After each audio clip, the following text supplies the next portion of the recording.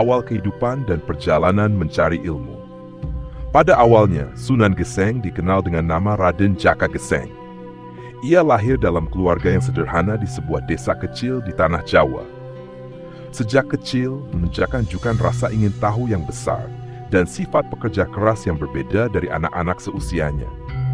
Sifat tekun dan keinginannya untuk belajar tentang kehidupan membuatnya sering menghabiskan waktu berkeliling desa, berinteraksi dengan berbagai kalangan, dan menyaksikan kehidupan rakyat yang beragam. Jaka Geseng sering merasa bahwa hidup memiliki makna lebih dari sekadar rutinitas sehari-hari. Ia mendengar banyak cerita tentang Wali Songo, 9 wali yang dihormati di tanah Jawa karena perjuangan mereka menyebarkan agama Islam dengan kebijaksanaan. Rasa kagum ini tumbuh dalam dirinya dan semakin hari menjadi keinginan kuat untuk belajar dari mereka. Di tengah masyarakat Jawa, ajaran Wali Songo menyentuh banyak hati dengan pendekatan yang lemah lembut dan penuh kearifan. Sesuatu yang menginspirasi Jaka Geseng untuk menjadi sosok yang lebih baik dan berguna bagi masyarakatnya. Setelah bertahun-tahun mendengar cerita tentang para wali, Jaka Geseng memutuskan untuk meninggalkan desanya. Dengan membawa bekal seadanya, ia memulai perjalanannya untuk mencari ilmu. Perjalanannya membawanya melewati gunung, hutan, dan desa-desa lain yang belum pernah ia datangi. Setiap kali singgah di suatu tempat, Jaka Geseng selalu mencari kesempatan untuk belajar, baik itu dengan para petani, saudagar, maupun guru agama di surau-surau kecil yang ia temui. Ia yakin bahwa ilmu bisa datang dari mana saja, dari siapa saja, dan dalam bentuk apa saja. Suatu hari, dalam perjalanannya, Jaka Geseng mendengar tentang seorang wali bernama Sunan Kalijaga yang dikenal sebagai sosok yang arif dan memiliki metode dakwah yang lembut. Tanpa ragu, ia mencari jalan menuju tempat tinggal Sunan Kalijaga. Perjalanan ini tidaklah mudah. Ia menghadapi banyak cobaan seperti kelelahan, kelaparan, dan rasa rindu pada rumah. Namun, tekad Jaka Geseng begitu kuat sehingga ia tidak pernah menyerah. Setelah beberapa lama, ia akhirnya tiba di tempat Sunan Kalijaga berada. Namun kehadiran Jaka Geseng tidak langsung disambut. Di hadapan Sunan Kalijaga, ia tampak sebagai pemuda biasa dengan penampilan sederhana, bahkan sedikit kumal akibat perjalanan panjangnya. Beberapa orang meragukan niatnya dan menganggapnya tidak layak untuk menjadi murid seorang wali besar. Namun, Jaka Geseng tetap bersabar dan menunjukkan tekadnya yang tulus. Sunan Kalijaga yang terkenal memiliki mata batin yang tajam, akhirnya melihat ketulusan dalam diri Jaka Geseng. Ia menerima Jaka Geseng sebagai muridnya dengan syarat bahwa pemuda itu harus menjalani ujian-ujian berat untuk membuktikan kesungguhannya. Ujian ini bukan hanya sekadar untuk menilai pengetahuan agama, melainkan juga untuk menilai ketulusan, keikhlasan, dan kekuatan batinnya. Bab kedua ini mengisahkan momen penting ketika Raden Jaka Geseng akhirnya bertemu dengan Sunan Kalijaga, salah satu anggota Wali Songo yang terkenal dengan kebijaksanaannya dalam berdakwah dan pendekatannya yang penuh kearifan lokal. Setelah menempuh perjalanan yang melelahkan, Jaka Geseng akhirnya tiba di pesantren Sunan Kalijaga dengan harapan besar. Namun perjalanan untuk menjadi murid Sunan Kalijaga tidaklah mudah. Di awal kedatangannya, Jaka Geseng dihadapkan pada ujian kerendahan hati. Di hadapan para murid lain, ia tampak lusuh, berpenampilan sederhana, dan berperawakan gelap setelah perjalanan panjang di bawah terik matahari. Beberapa orang memandangnya dengan sebelah mata, menganggapnya hanya sebagai pemuda kampung yang tak memiliki latar belakang atau ilmu yang layak. Namun, Jaka Geseng tidak mundur dan tetap bersabar menghadapi pandangan rendah orang-orang di sekitarnya. Sunan Kalijaga yang terkenal memiliki pandangan batin yang tajam, melihat ketulusan Jaka Geseng dari awal.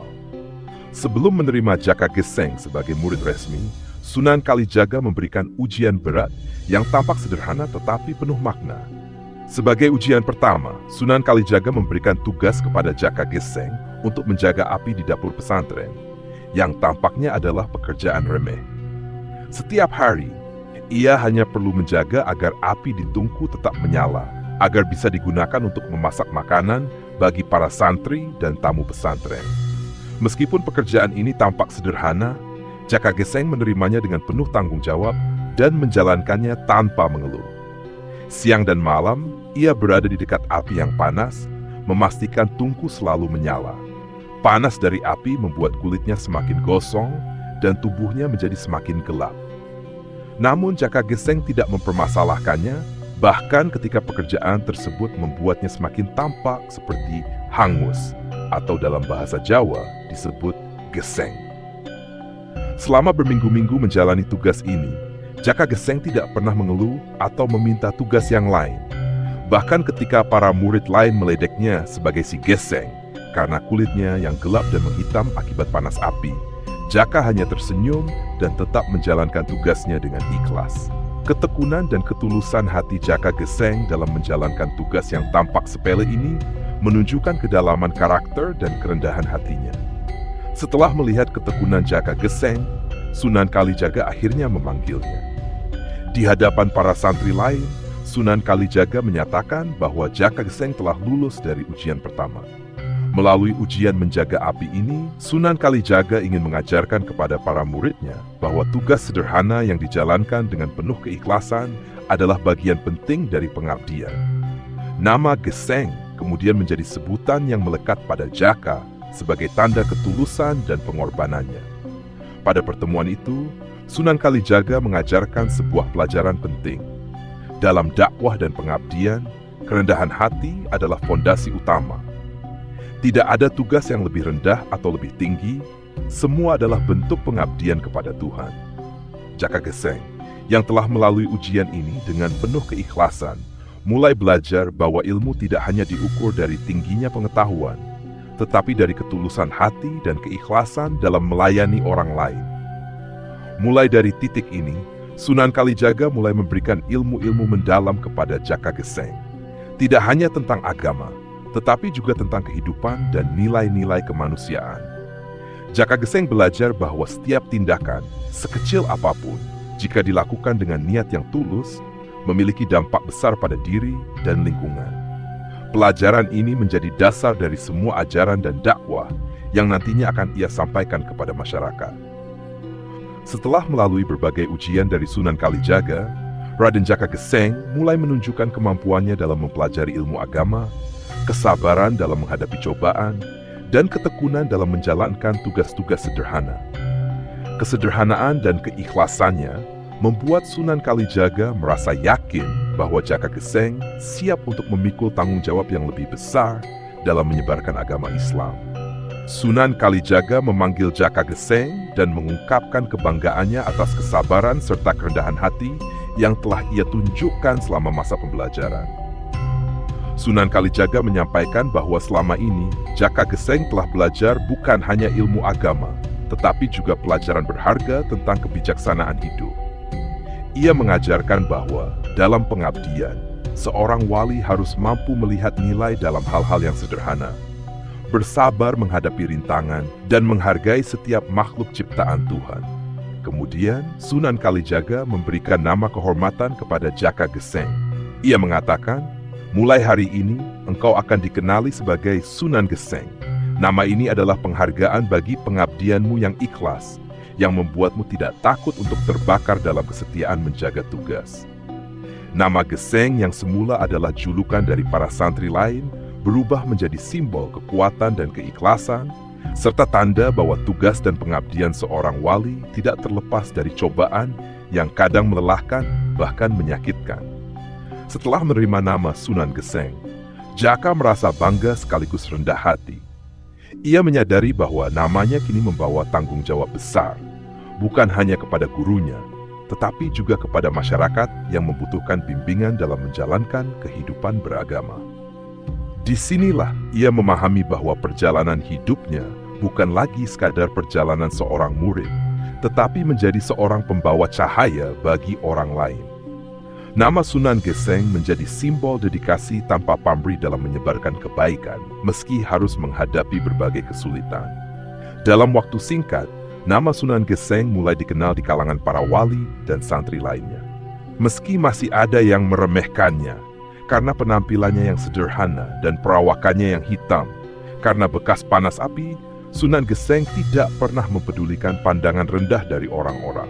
Sebaliknya, Ia mengambil kesempatan ini untuk menunjukkan bahwa keimanan dan ilmu tidak terlihat dari penampilan luar, tetapi dari kebaikan hati dan ketulusan perbuatan. Sunan Kalijaga kemudian memberikan tugas pertama kepada Sunan Geseng, menyebarkan ajaran Islam di daerah-daerah terpencil yang jarang terjangkau. Tugas ini merupakan tantangan besar karena banyak masyarakat di sana masih memegang teguh tradisi lama yang sulit dipengaruhi. Namun Sunan Geseng tidak merasa gentar. Ia yakin bahwa ajaran yang diberikan Sunan Kalijaga akan membantunya menyentuh hati masyarakat dengan cara yang lembut dan bijaksana. Dengan penuh keyakinan, Sunan Geseng berangkat untuk menjalankan misi pertamanya. Ia membawa serta nilai-nilai yang telah diajarkan gurunya, ketulusan dan pengabdian tanpa pamrih. Ia memilih untuk berjalan kaki, berbaur dengan masyarakat, dan belajar tentang tradisi serta kebiasaan mereka. Pendekatan inilah yang membuat Sunan Geseng menjadi berbeda, karena ia mengajarkan Islam tidak dengan cara memaksa, melainkan dengan pendekatan yang menghargai budaya dan adat setempat. Dalam perjalanan dakwahnya, Sunan Geseng mulai diterima oleh masyarakat desa-desa terpencil. Meski banyak orang yang meragukan penampilannya, mereka akhirnya merasa tersentuh oleh keramahan dan ketulusannya. Sunan Geseng mengajarkan Islam melalui contoh dan perbuatan sehari-hari, seperti membantu warga dalam pekerjaan, merawat tanaman, dan bahkan mendengarkan keluh kesah masyarakat. Melalui pendekatan ini, ia berhasil mengubah pandangan masyarakat terhadap agama Islam. Bab ini mengisahkan awal pengabdian Sunan Geseng sebagai seorang wali yang rendah hati, yang tidak hanya membawa ajaran agama, tetapi juga membawa pesan kasih sayang dan penghargaan kepada sesama. Sunan Geseng menyadari bahwa tugas seorang wali bukan hanya menyampaikan ilmu, tetapi juga menjadi teladan dalam hidup yang penuh keikhlasan dan keteguhan iman. Dengan nama yang ia terima dari Sunan Kalijaga, ia berjanji untuk terus menjaga api pengabdian dalam hatinya, meski harus berhadapan dengan berbagai tantangan yang akan datang. Dengan hati yang teguh dan penuh keyakinan, Sunan Geseng memulai perjalanannya sebagai seorang pendakwah di daerah-daerah terpencil di Jawa. Wilayah-wilayah yang ia datangi terletak jauh dari pusat-pusat penyebaran Islam. Mayoritas masyarakat di sana masih menganut kepercayaan tradisional dan hidup dalam lingkungan yang lekat dengan adat istiadat leluhur. Tugas ini merupakan tantangan berat, tetapi Sunan Geseng melihatnya sebagai ladang amal dan pengabdian yang harus dijalani dengan ikhlas. Sunan Geseng tiba di desa pertama dengan menyamar sebagai penduduk biasa. Ia tidak pernah menunjukkan dirinya sebagai seorang wali atau orang yang memiliki ilmu tinggi. Sebaliknya, ia berbaur dengan masyarakat setempat, ikut bekerja di sawah, membantu pekerjaan berat, dan berdialog dengan penduduk. Dari sanalah ia mulai memahami pola pikir masyarakat, mendengarkan keluh kesah mereka, dan mempelajari cara hidup mereka yang sederhana. Pendekatan ini membuat masyarakat merasa dekat dengan Sunan Geseng, dan mereka mulai menyadari kehadirannya sebagai sosok yang bersahaja, namun penuh perhatian. Alih-alih langsung mengajarkan ajaran agama, Sunan Geseng menggunakan pendekatan yang sangat lembut dan penuh toleransi. Ia menyisipkan nilai-nilai Islam dalam aktivitas sehari-hari dan menunjukkan kebajikan melalui perbuatan nyata. Salah satu metode dakwahnya yang terkenal adalah berkebun bersama masyarakat. Ia mengajarkan cara bercocok tanam yang lebih efektif dan berkelanjutan, yang hasilnya bisa dinikmati seluruh desa. Dalam proses berkebun, ia juga menyelipkan pesan-pesan agama seperti pentingnya kebersamaan, tolong-menolong, serta rasa syukur atas karunia Tuhan. Selain itu, Sunan Geseng juga dikenal karena keterampilannya dalam pengobatan tradisional. Ia membantu banyak orang yang sakit dengan ramuan herbal yang ia racik sendiri. Ketika menyembuhkan warga yang sakit, ia akan mengajarkan mereka untuk berdoa dan berserah diri kepada Tuhan. Dengan cara ini, Sunan Geseng berhasil membangun kepercayaan masyarakat yang perlahan-lahan mulai menerima nilai-nilai baru yang ia perkenalkan tanpa merasa terpaksa atau terancam.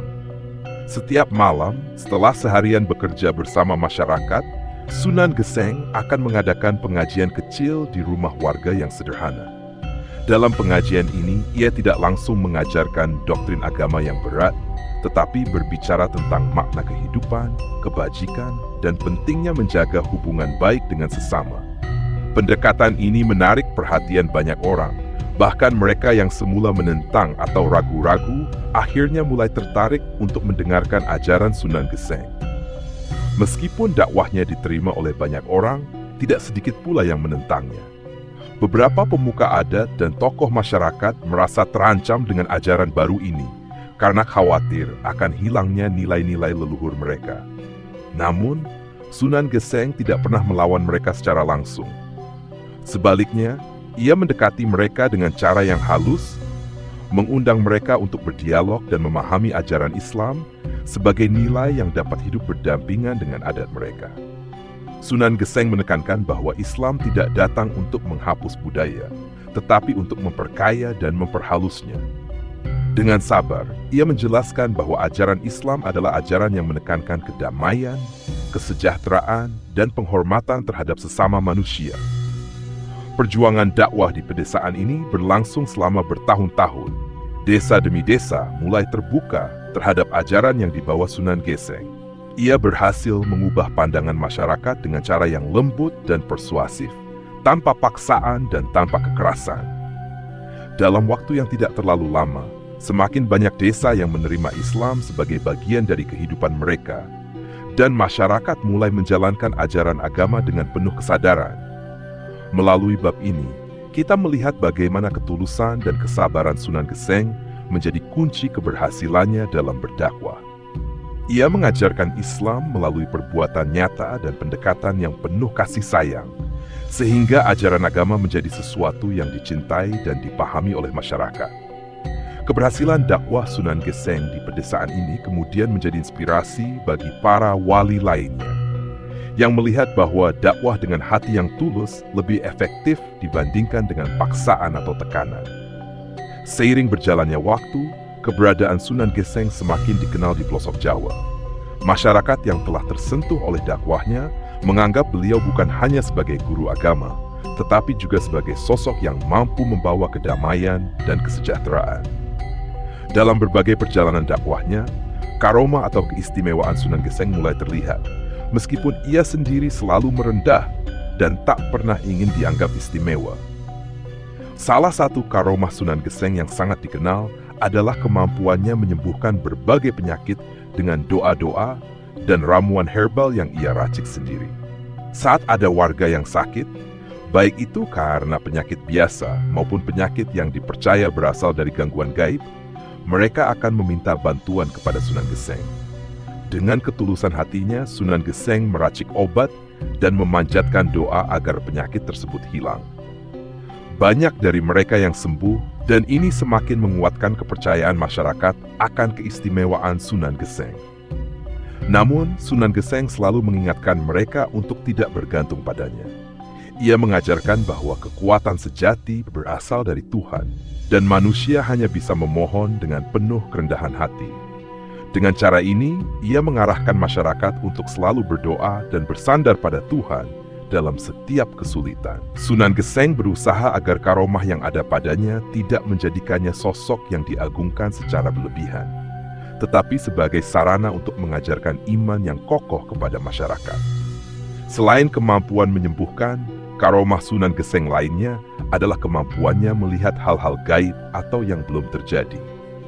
Terkadang, beliau memperingatkan masyarakat tentang bencana alam yang akan datang, atau memberi nasihat untuk menghindari tindakan yang dapat menimbulkan konflik. Misalnya, suatu ketika, ia memperingatkan masyarakat tentang banjir besar yang akan melanda desa mereka.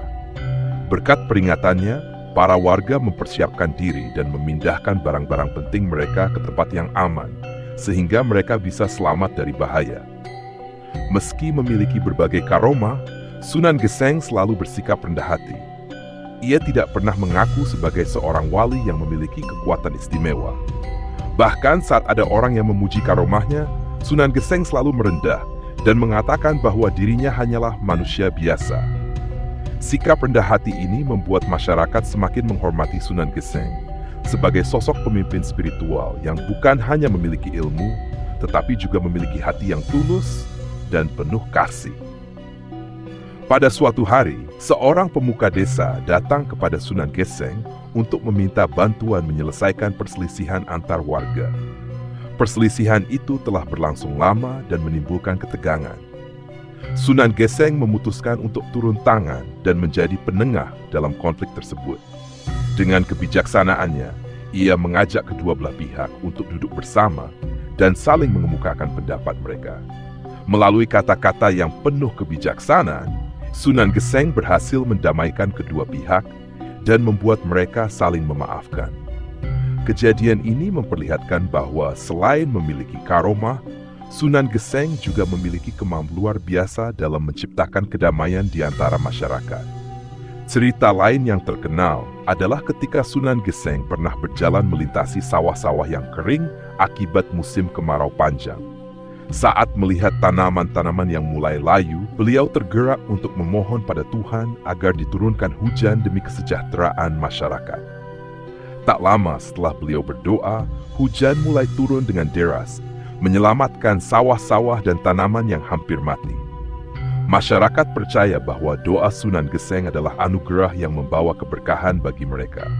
Keistimewaan-keistimewaan ini membuat Sunan Geseng dihormati sebagai sosok yang memiliki hubungan mendalam dengan Tuhan. Namun, setiap kali ia menerima pujian dari masyarakat, beliau selalu mengingatkan bahwa keajaiban-keajaiban tersebut hanya bisa terjadi karena izin Tuhan. Baginya, karomah bukanlah untuk menunjukkan kelebihan diri, tetapi sebagai cara untuk menguatkan iman masyarakat dan menegaskan bahwa segala kebaikan berasal dari Sang Pencipta. Pada tahun-tahun terakhirnya, Sunan Geseng semakin dihormati sebagai sosok yang penuh kebijaksanaan dan memiliki pengaruh besar dalam kehidupan masyarakat. Dakwahnya telah menyentuh hati ribuan orang, dan ajarannya membawa perubahan yang mendalam dalam budaya serta kepercayaan masyarakat di pedesaan Jawa. Meskipun sederhana dan rendah hati, kehadiran Sunan Geseng meninggalkan jejak yang kuat bagi masyarakat yang hidup di sekitarnya. Di usia senjanya, Sunan Geseng lebih banyak menghabiskan waktu untuk merenung dan beribadah. Seringkali mengasingkan diri di tempat-tempat sunyi untuk berdoa dan mendekatkan diri kepada Tuhan. Beliau tetap menerima masyarakat yang datang untuk meminta nasihat, tetapi ia juga mulai menyiapkan para muridnya untuk melanjutkan dakwah dan mengajarkan nilai-nilai kebaikan yang telah ia sebarkan. Para murid yang setia mendampingi Sunan Geseng kini telah siap untuk meneruskan warisan ajarannya. Salah satu pesan terakhir yang disampaikan Sunan Geseng kepada murid-murid dan masyarakat adalah pentingnya kesederhanaan, ketulusan, dan kerendahan hati dalam hidup. Sunan Geseng menegaskan bahwa keimanan sejati tidak terletak pada kata-kata atau penampilan, tetapi pada perbuatan nyata yang membawa manfaat bagi orang lain. Ia mengingatkan agar masyarakat tidak bergantung pada sosok pemimpin, tetapi berusaha untuk menemukan kekuatan iman dalam diri mereka sendiri. Pada suatu hari, Sunan Geseng merasa bahwa waktunya di dunia tidak lama lagi. Ia mengundang para murid dan beberapa tokoh masyarakat untuk berpamitan. Dalam pertemuan tersebut, Sunan Geseng memberikan nasihat-nasihat terakhirnya dan berpesan agar semua orang senantiasa menjaga perdamaian, menghormati tradisi yang baik, serta tetap berpegang pada ajaran agama yang benar. Beliau juga meminta agar para muridnya tidak berhenti belajar dan mengamalkan ilmu yang mereka terima dengan penuh keikhlasan. Setelah memberikan pesan-pesan terakhirnya, Sunan Geseng meninggalkan dunia ini dengan damai. Kepergiannya meninggalkan duka mendalam bagi masyarakat yang telah lama mengandalkan bimbingan dan kebijaksanaannya. Banyak yang datang untuk memberikan penghormatan terakhir, dan mereka mengenang Sunan Geseng sebagai seorang wali yang hidup dengan penuh pengabdian dan ketulusan. Warisan Sunan Geseng bukan hanya berupa ajaran agama, tetapi juga sikap hidup yang penuh kasih, toleransi, dan kedamaian. Nama Sunan Geseng tidak hanya menjadi julukan bagi sosoknya, tetapi juga menjadi simbol perjuangan seorang wali yang berjuang dengan ikhlas dan tanpa pamrih. Pengaruhnya terus hidup dalam setiap tindakan, baik yang dilakukan masyarakat, dalam semangat gotong royong, serta dalam doa dan rasa syukur yang mereka panjatkan. Di tempat peristirahatan terakhirnya, masyarakat terus datang untuk berziarah, mengenang jasa-jasanya dan mendoakannya sebagai tanda penghormatan. Sunan Geseng menjadi teladan abadi bagi mereka, bahwa hidup yang penuh pengabdian dan ketulusan akan meninggalkan bekas yang indah dalam hati banyak orang. Dakwah yang ia bangun dengan kelembutan dan ketulusan menjadi pelajaran berharga tentang bagaimana menjadi seorang pemimpin dan manusia yang sejati. Akhir dari kisah Sunan Geseng mengajarkan kepada kita semua bahwa hidup yang bermakna adalah hidup yang memberi kebaikan kepada sesama. Sunan Geseng meninggalkan dunia dengan membawa cinta dan penghormatan dari masyarakat, serta meninggalkan warisan ajaran yang terus menginspirasi generasi-generasi selanjutnya. Dengan penuh kedamaian, ia telah menuntaskan tugasnya sebagai seorang wali, sebagai seorang guru, dan sebagai seorang sahabat bagi masyarakat yang ia cintai.